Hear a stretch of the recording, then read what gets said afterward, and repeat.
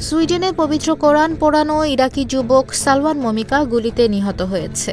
সুইডেনের গণমাধ্যম জানিয়েছে, তিনি যে শহরে থাকতেন সেই শহরেই গুলিতে নিহত হয়েছেন।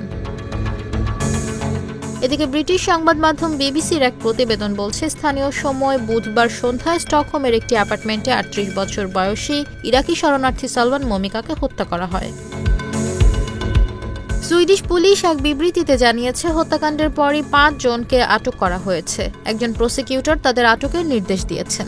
তবে আটককৃতদের মধ্যে হামলাকারী আছে কিনা সে বিষয়ে কিছু জানায়নি তারা।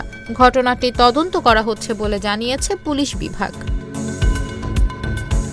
কোরআন পোড়ানোর ঘটনায় আদালতের রায়ের কয়েক ঘণ্টা আগে তাকে হত্যা করা হলো। স্টকহোম ডিস্ট্রিক্ট কোর্টে ওই মামলার রায়ের শুনানি হওয়ার কথা ছিল আজ। তবে এ ঘটনার পর রায়ের শুনানি স্থগিত করা হয়েছে।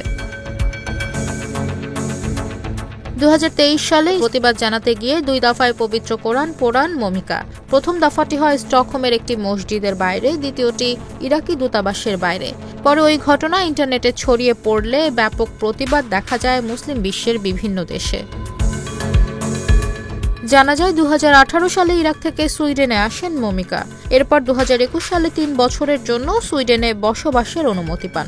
২০২৩ সালে মাইগ্রেশন এজেন্সি রেসিডেন্সি আবেদনে মিথ্যা তথ্য দেওয়ার জন্য মমিকাকে দেশে ফেরত পাঠাতে চেয়েছিল সুইডেন, কিন্তু ইরাকে নির্যাতন ও অমানবিক আচরণের ঝুঁকি থাকায় এটি করতে পারেনি।